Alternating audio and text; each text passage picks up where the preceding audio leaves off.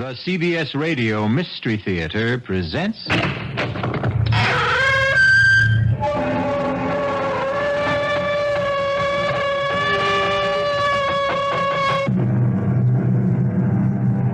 in. Welcome. I'm E.G. Marshall. Welcome to the world of your own terrifying imagination. It has been said that we are prisoners in a dark closet with small openings that on occasion admit some light. Small wonder that the demons who lurk in the deepest corners are more real to us than the sweet light of reason outside. There is so much evil in our world that light turns naturally to shadow. Even the love of Stephen and Amelia Stampler for their son Michael is converted to suspicion in this dark closet we live in. Reverend Stokes, I don't want a theological debate. I want you to tell your congregation the truth. And what is that, Dr. Stampler? That my son Michael conducts his lab experiments for scientific purposes. And shall I ask them to believe in coincidence? What coincidence? That a peaceful town is ripped apart every time your son returns. That cattle die for no reason at all. That we are suffering epidemics and the worst drought in our history. All because of coincidence. Yes. This is the 20th century. What else could it be? Ask your son, Dr. Stampler. Ask your son, Michael, if he's just doing lab experiments.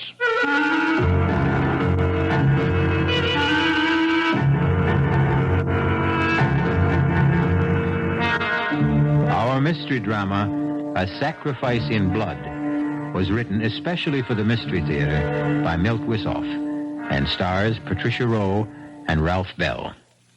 It is sponsored in part by the Kellogg Company, makers of Kellogg's Special K cereal. I'll be back shortly with Act One.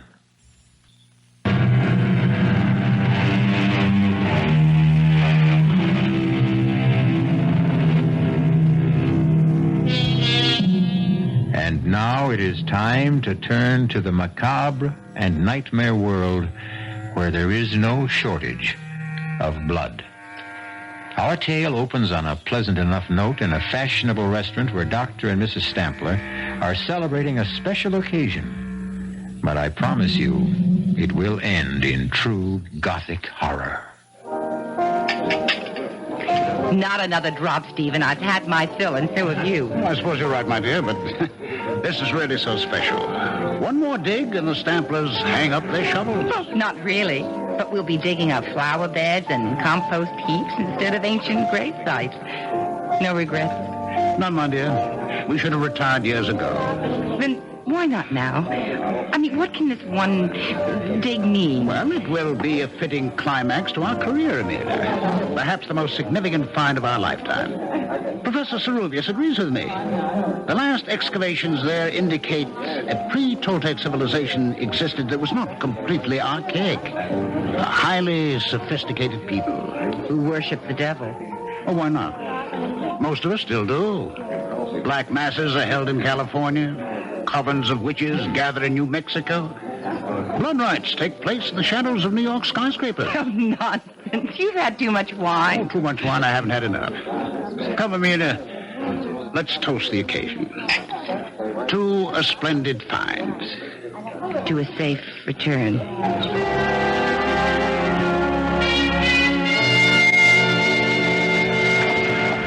Dr. Stampler? Dr. Stampler? Yes. I am Professor Ceruvius. Oh, thank you for meeting us. This is my wife, Amelia. My great pleasure. It's very nice of you. Not at all. Oh, here, let me put your bags in, please. Will you get in? I can't tell you how I've looked forward to meeting you, Professor. Miguel, if you please. And I am honored by the opportunity of working with so eminent a scientist. And I would be delighted to have a nice hot bath and about 3 days of uninterrupted slumber. Oh, planes are almost as uncomfortable after 10 hours of flight as the small donkeys we rode to the Shenandoah site. The Toltecs have always been regarded as the earliest civilization in the Americas. The new finds at Acapulco may show one much heavier steel. You really believe it was a civilization? Almost certainly. Not by our standards, perhaps, but certainly in its day. You shall have the opportunity to see for yourselves. We leave at 5 a.m. Monday morning. But that's 3 days away. Why the delay? There is much preparation, including the paperwork.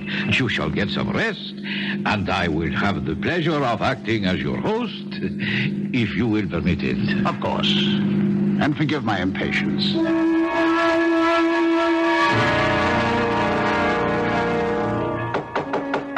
Who's there? It is I, Miguel. Just a second. Forgive me. I know it is late, but it was necessary for me to see you. Oh, that's all right. Come on in. We weren't in bed yet. What is it? I am afraid I have bad news for you. We will have to postpone our trip. Why? There is word of trouble in the mountains where the site is. But what kind of trouble? Oh, nothing serious, but it will cause us some delay. Why didn't you tell us sooner? I just learned it, Stephen, when I returned to my room. How long will the delay be? That is hard to say. What kind of trouble is it, Miguel? An Indian has been found, murdered. It was a ritual killing. His skin has been removed. Oh, God. Well, we still get back to the basic question, Miguel. How long will we be delayed? Then you're still bent on going? Well, of course, Abeda. A native killing isn't going to stop me. I've encountered worse on other digs. Well, answer me, Miguel. Perhaps you should forget it, Stephen. Oh, come on. Now, both of you, I'm not going to change my plans. If you insist, we will continue, but I must warn you, it will be difficult to assemble a crew. But not impossible. No, not impossible if we pay enough. There is always someone who will take a risk if the inducement is great enough. I guess you're right, Miguel. See what you can do. Then you'll go along with me? I wouldn't miss it for the world.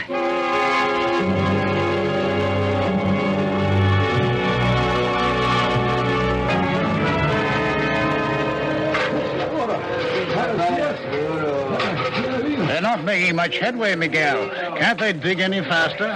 We are up very high, Stephen, more than 10,000 feet. It is not conducive to strenuous exertion.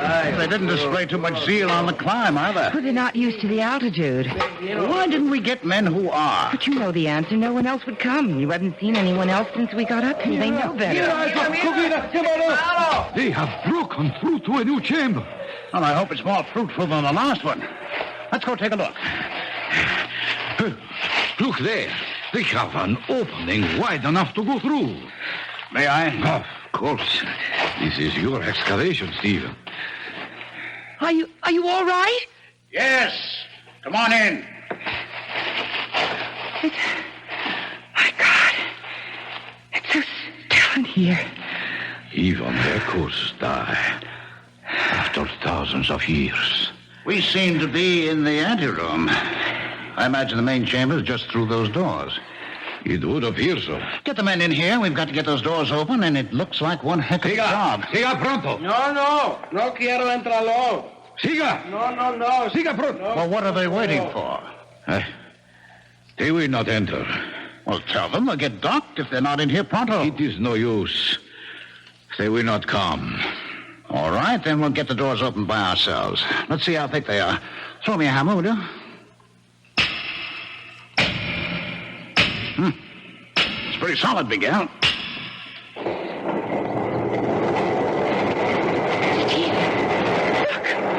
The doors are opening. How? Oh, perhaps Stephen struck some kind of a trigger mechanism by accident. Well, never mind how. It'll save us some sweat, that's all. Stephen, please, be careful. There's something here that makes me... I will go ahead.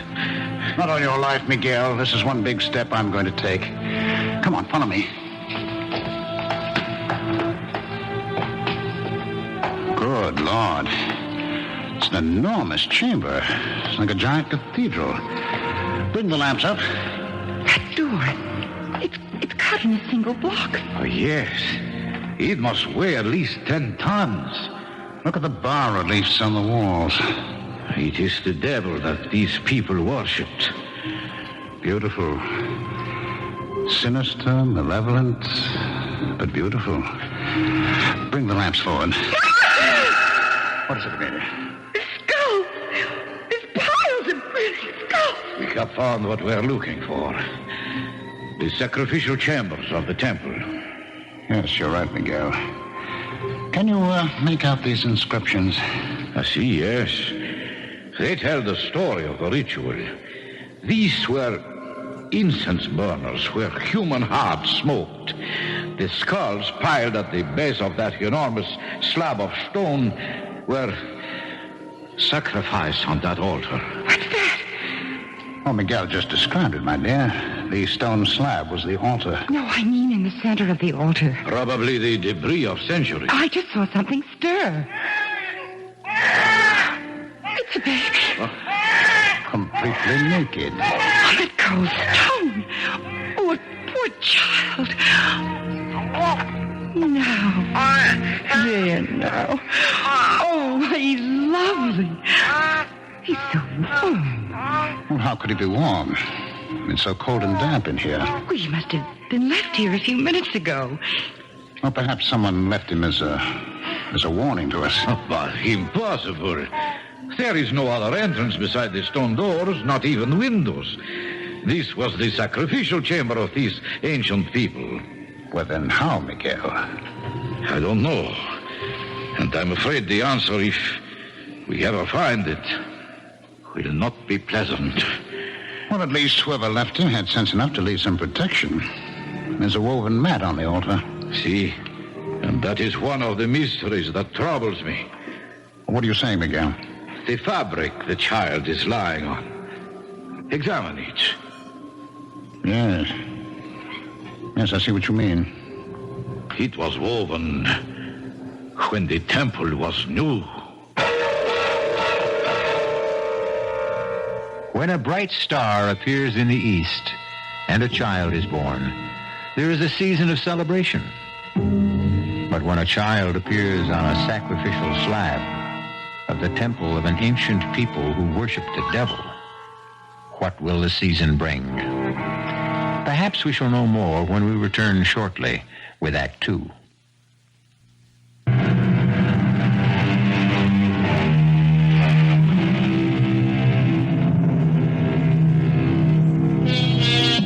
We live by the philosophy that no one is born evil, that only time and circumstance can corrupt the innocence of an infant. And yet, deep within us, we feel some doubt when monsters arise.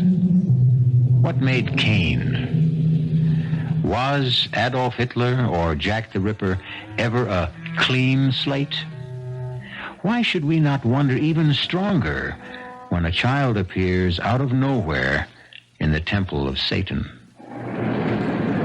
Well, I am not happy to see you leave, my friends. We'll miss you too, Miguel. Oh, that of course, but I wish you had not decided to adopt the baby and take him with you. I would have preferred you to leave him here with me until I could ascertain what his origins are. I think he's right, Amelia.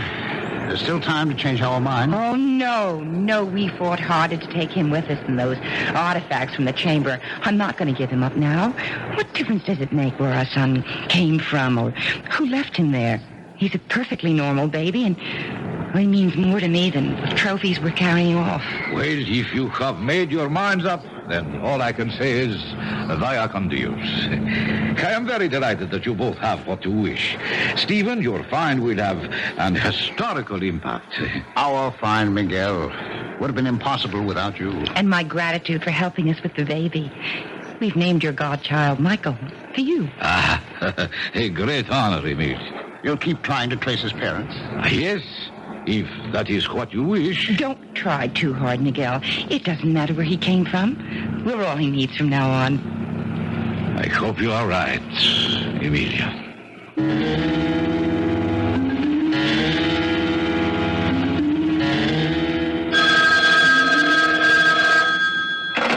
Stambler here. Oh, no. I'm sorry. That will have to wait. And look, another thing, don't set up any more interviews. My wife and I have had it. All right, I'll let you know, right? Don't be so short with Conrad. He's only trying to promote your book. I know he is, Amelia, but we're entitled to some privacy. We've been back home for almost a year now, and I'm sick of interviews and publicity. The people poking around here. Oh, you know you don't mean that. You're positively glowing with success. Yeah. You proved your theory about the pre-Toltec people, the influence they had on earlier civilizations, and, well, just look at the results. Academic honors and, the fantastic sale of your books on the expedition. This year has been good for you, Stephen. Of course it has, Amelia, but if we hadn't gone on that bloody trip, we'd have some peace at least. You wouldn't have Michael. Well, no, you're right, my dear. Oh, he's quite a handful for a kid his age. Only a year old. He's been walking for months. And he's such a good-looking child. He's so well-behaved. No, too well-behaved. You know, it's scary. He hardly makes any sounds at all. Oh, count your blessings. Our neighbors envy us so. They want to know how I discipline Michael. He's such an angel. Doesn't need any discipline. Well, maybe he doesn't, but I do. I've got to finish my notes for the lecture tour. Are you sure you won't come with me, Amelia? Well, who'd look after Michael? Well, Karen, she's perfectly capable. Oh, nonsense. I mean, he'll be gone in a month. He needs me. So do I. Oh, don't tell me you're jealous. Oh, no. But I am disturbed. You've got to give a little, Em. Don't try to smother him. It's no good for either of you.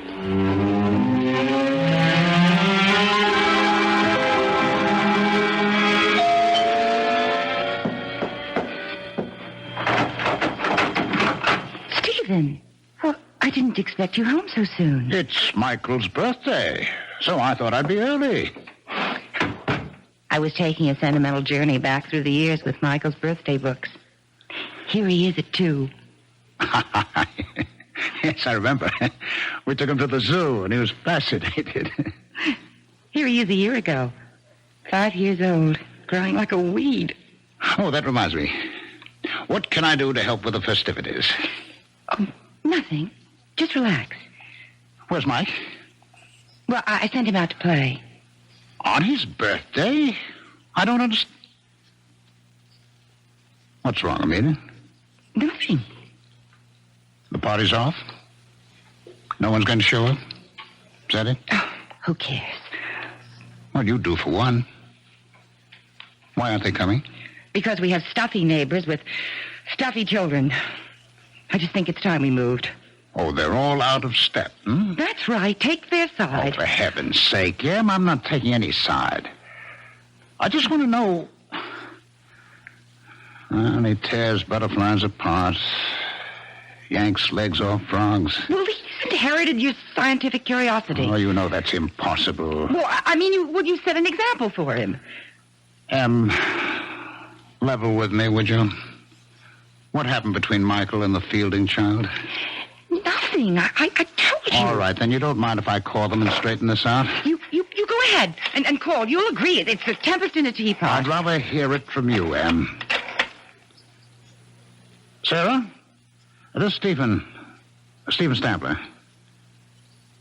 Well, yes, I know. I read your note. Well, can you tell me why? Michael did what? Are you sure? Oh, I see. Yes, I know how you feel. And, thanks for being direct. Bye. Well? I just don't understand. Curiosity.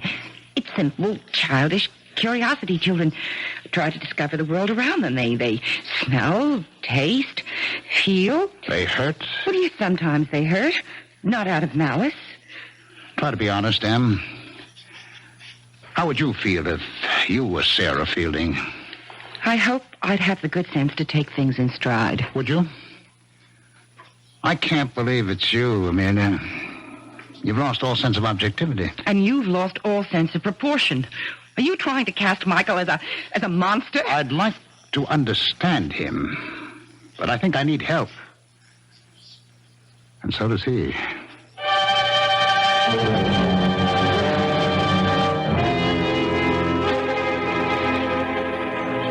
Amelia? Oh, there you are. How are the silver bells? Fine. But the cockle shells are a bit droopy, and so am I. Oh, nonsense. Very gallant, Stephen. But age is beginning to catch up. I don't know where the last 10 years have disappeared. Seems only yesterday that Michael was 6, entering school for the first time. Now he's almost grown. 17. Oh, my, you look handsome today. You're even wearing a tie. Yes, so I am. What's the occasion?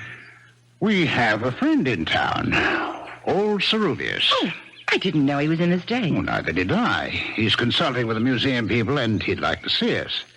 I asked him out to lunch. Oh, that was thoughtful. Now, there's no need to fuss, Amelia. Of course not. I'll get the soil off my hands and throw something together if Miguel doesn't mind. I certainly don't. Well, thank you. Is there anything I can get from town for you? No, just hurry back. Ceruvius is dying to see Mike. What time is Mike due here? Oh, dear, I forgot to tell you. There was a letter from Michael in the morning mail. He's staying at the academy through the holidays. Well, that's odd. Did he say why? Well, he wants to catch up with some schoolwork, and there's an experiment going in the lab. He just can't leave. Well, that's too bad. Miguel was looking forward to a visit with Mike. He made quite a point of it.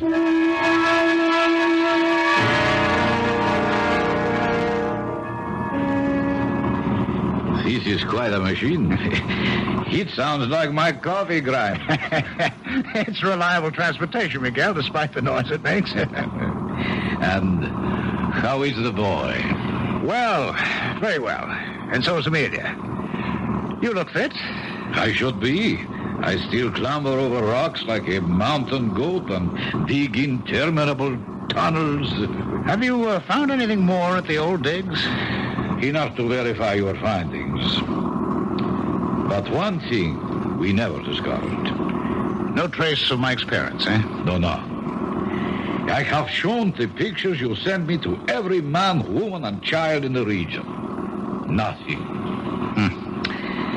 Well, how is he getting on? He seems to like it at the academy. As a matter of fact, things are going so well there, he won't be home for the holidays. I'm sorry. Well, it's too bad. I must see him. Perhaps I still can. Well, he's not due home until the summer vacation. In that case, Mohammed must go to the mountain.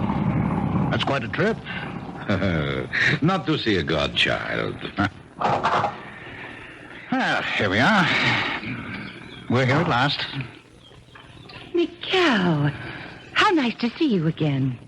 It is always a pleasure, dear Emilia. Oh, you look more enchanting than ever. Oh, thank you. You're so good for my ego. I have drinks set on the terrace. Would you like to unpack first? No, I think not. A drink would be fine, and then I must be going. But you've just arrived. I prepared lunch. We haven't seen you in years. Too many years. I know, but I may get a chance to stop in before I go home. What made you change your mind? He's going to visit Mike. Aren't you, old friend? Yes, I think so. Oh, he'll be delighted, as we are disappointed. I hope so. It would be nice to feel wanted by a godchild I have not seen since he was an infant. I'm sure he'd love to see you. He keeps asking about you all the time. You can feel flattered, Miguel. You seem to be the only human being he has any interest in. Besides you and Emilia. Of course. What's a strange thing to say? Oh, you must forgive me. I have not been in civilized company for ages. My conversation is a little, how do you say it? Rusty? Exactly. My bones and my speech are undoubtedly growing rusty. That is why I want to see him on this trip. I may never have the opportunity again.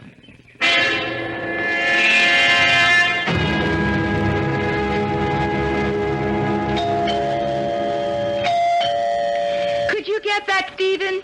I'm just finishing the shelf, dear. Very well.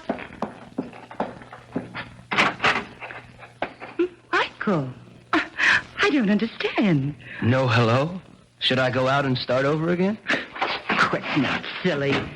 Hello, darling. That's more like it. Stephen, it's Michael. Mike! I know. Mother had the same reaction. I just got through sooner than I thought I would, so I rushed home. Put your bags in your room, and I'll fix something to eat. You look well, Dad. Oh, why shouldn't I? Leisure is good for the thinking classes. Oh, you look a bit drawn. Are they pushing you? No, I'm pushing myself. There's so much to do. What's new? Your godfather paid us a visit. He wanted to see you. Well, here I am. Oh, you had to leave. Obviously, he didn't get to see you at the academy. No, I didn't even know he planned to make the trip. Oh, that's odd. He said he would go to the academy directly. We must have crossed paths. Oh, excuse me, Mike. Hello. Yes, this is Dr. Stephen Stamper. Would you mind reading it? What? Would you read that again, please? Oh, my God. What is it, dear? It's a wire from the academy. They found Sarubius. Found him? Yes. Miguel is dead.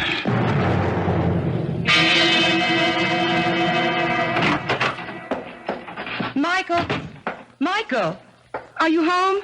He's out, Amelia. His car's gone. Strange. He seemed under the weather this morning.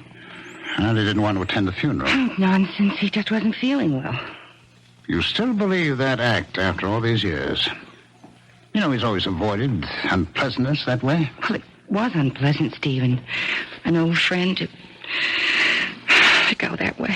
All right, Em. It's all over. What could have done it? You mean who, Em? No, I don't. Nothing human could have been responsible for Miguel's death. I wonder. You wonder what, Dad? Where did you come from, Michael? You startled me. I was in the garage. My fan belt's loose. I was tightening it. You should have come to the funeral. What for? I never saw Professor Sarubius. He was your godfather. You were his namesake. I wasn't feeling so hot anyway. I thought I was coming down with something. How do you feel now? Better, I think. You look healthy enough to me. Well, that doesn't mean a thing. I'll put the tea up, and then it's off to bed with you. She still thinks you're a child, Mike. I know. I want to talk to you, Dad. That's why I came home from school. All right, shoot. I really don't know what I want to do. I think I've had the academy. But you said you liked it there.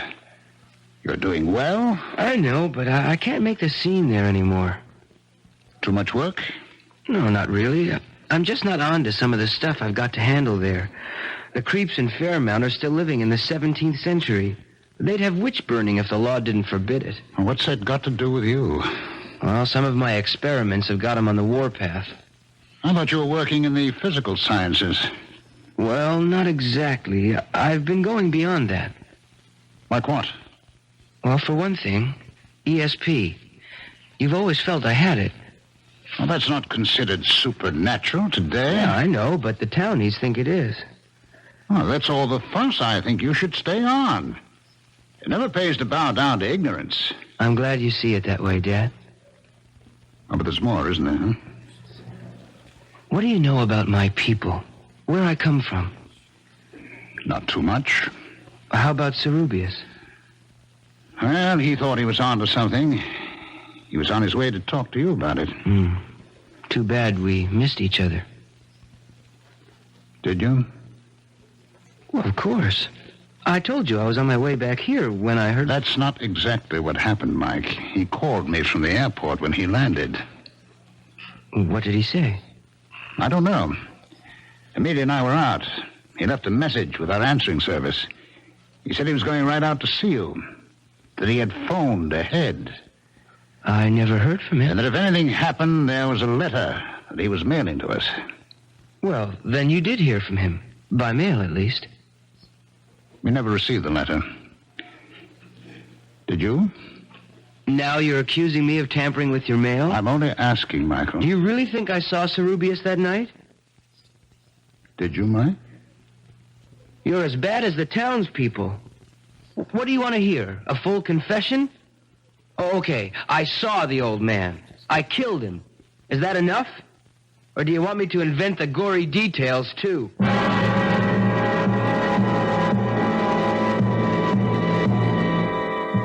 Fear can be a force for good or evil. It can keep us from harm, or it can be a malignancy that feeds on darkness and ignorance. Is Mike a victim of rumor and coincidence, or is he truly evil? We'll find out when we return shortly with Act 3.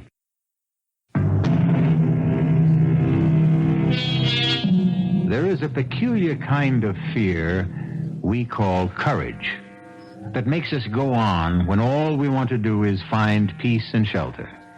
It makes men who fear heights climb mountains.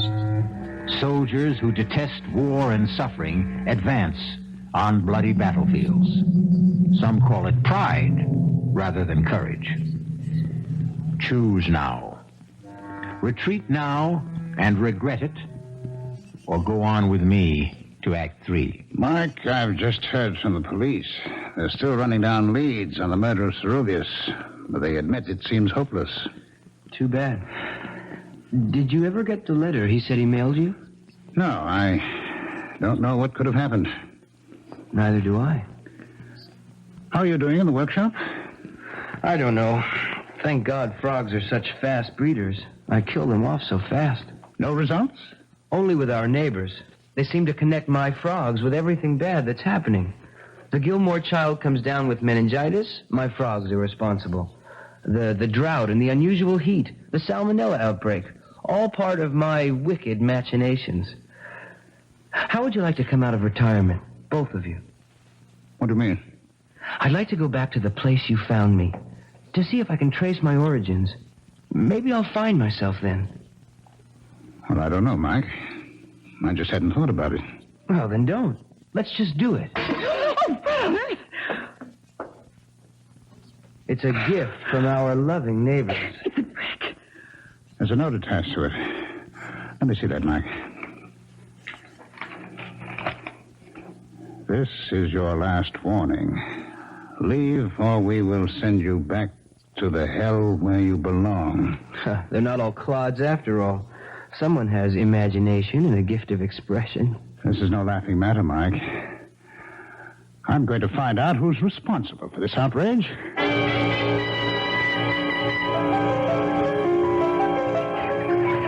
Dr. Sampler, delighted to see you. I think we can do without the formalities, Reverend Stokes.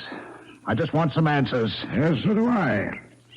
I haven't seen you in church for quite a while. You're very fortunate I didn't attend last week.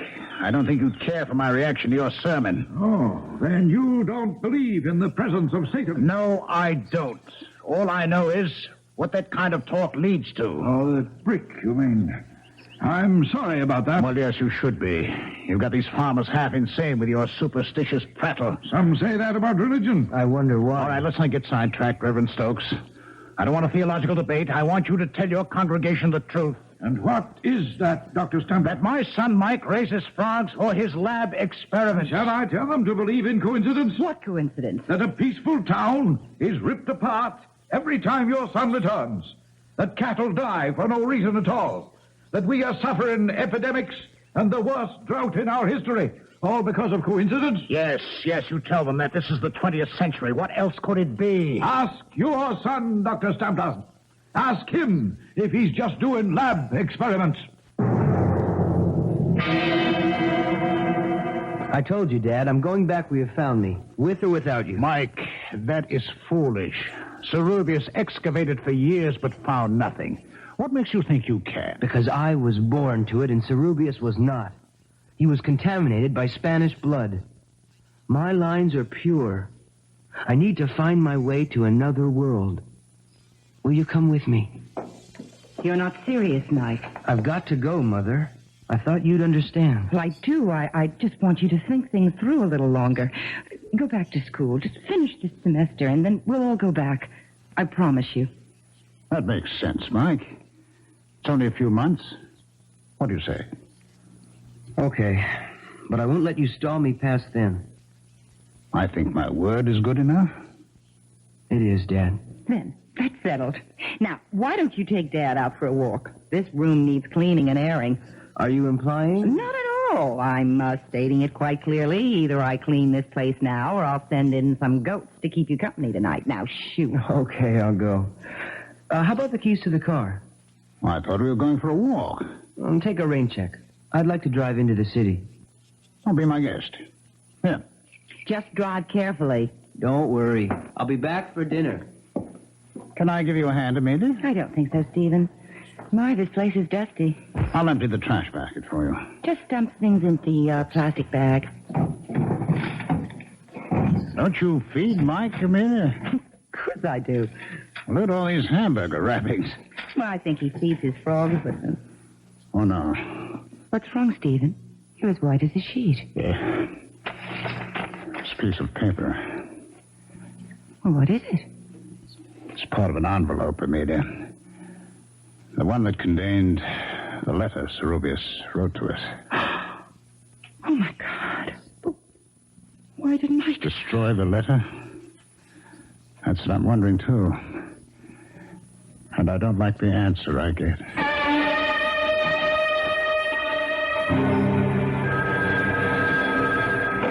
Hello. Yes, this is Dr. Stambler. He what? Can't be. We'll be right over.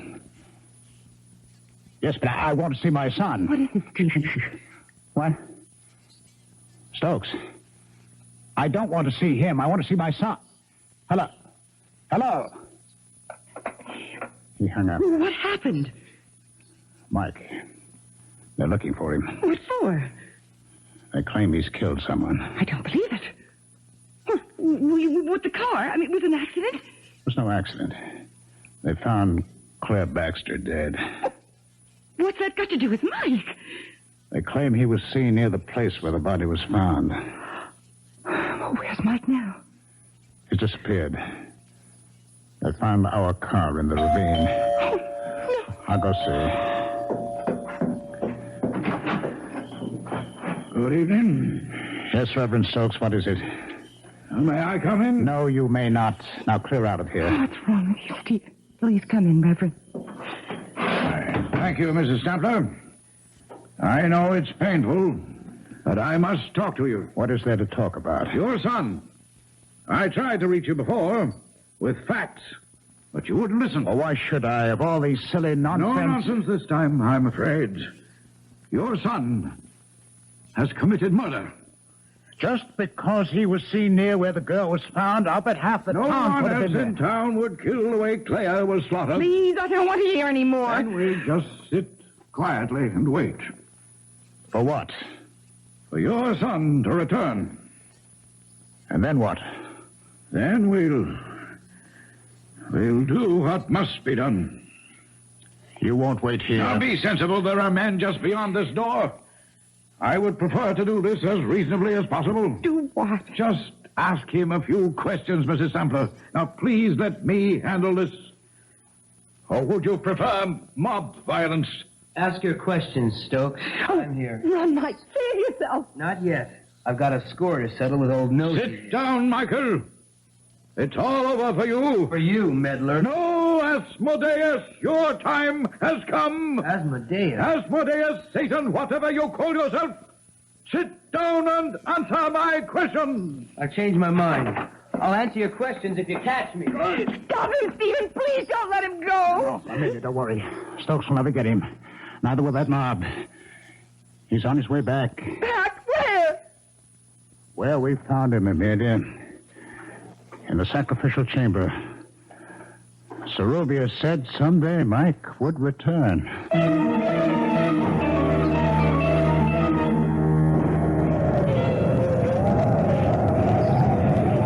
Just a while longer, Amelia. I'm all right, Stephen. Do you think we'll find him? He won't wanted so badly to find his way back. He must be here. Glad he got away from the mob. I'm not so sure about that. I pieced together Serubius' letter from the scraps in the wastebasket. It explains a great deal. Michael was not just an ordinary Indian child abandoned by his parents. Tribes have a legend about the pure-born son of kings who is sacrificed for his people. Do you think Michael? I don't know, Amelia. I don't know what to believe anymore. There's a light in the chamber ahead. I know. Hold this lantern, Amelia. Hold it high. Don't come any closer. Michael! Oh, thank God we found you. Where are you, Mike? Boy, we believe in you. We trust you. Stay where you are. Do as I tell you. We want to help you. Then leave. That's the best you can do for me. You kept me from my destiny when you took me from this tomb. Let me fulfill it now. We love you, Michael. Please save yourself. Hold the lantern higher, Amelia. What is it? There's a child, Em. There's a baby on the altar where we found Mike. It's Michael. Oh, my God. It's Michael. It can't be. Yes, I remember every detail. Stay back, stay back, Amelia. Don't come any closer. It's a child on the altar. It's Mike. Someone or something is standing over it. Oh, no. I can't believe it. The child's off. Oh, God, no. Michael. Oh, Michael. It's too late, Amelia. It's all over now. Whoever it was has disappeared, Amelia.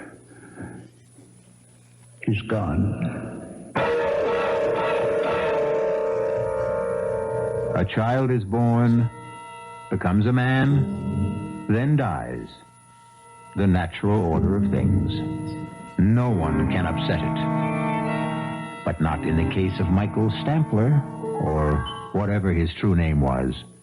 He was plucked out of antiquity by accident and returned there by desire. I'll be back shortly.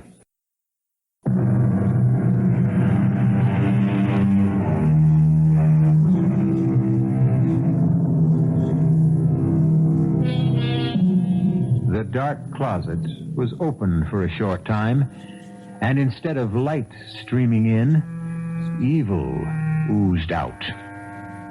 An ancient magic spanned the bridge of time, and for a while dark forces swirled once again, turning reason into fear, understanding into violence, and light into shadow.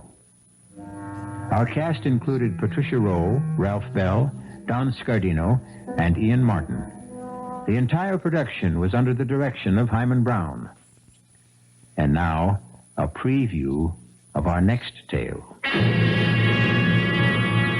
Well, he's a mad killer, you say, so he wanders around, and if he gets a chance, he'll kill. He sees a woman alone in a parking lot, Mrs. Denson. He shoots her. He sees Mrs. Drew in her backyard. He shoots her. He sees Mrs. Goodman alone in her apartment. He shoots her. Okay, how do you account for Mrs. Cannon? You're dealing with a madman, Lou. You can't account for anything he does. All right, 3 women are targets of opportunity. They happened along, or he happened along, and that was it. But he went out of his way to kill Mrs. Cannon. Look, he had to slug the night watchman. He had to take the elevator up 12 stories to find her. It means he wasn't just out to kill any woman. He wanted that woman. Why? That's good thinking, Lou. And if this were almost any other kind of case... Blake. What? Oh, no, not another one. Radio Mystery Theater was sponsored in part by Anheuser-Busch Incorporated, brewers of Budweiser. This is E.G. Marshall inviting you to return to our Mystery Theater for another adventure in the macabre. Until next time, pleasant dreams.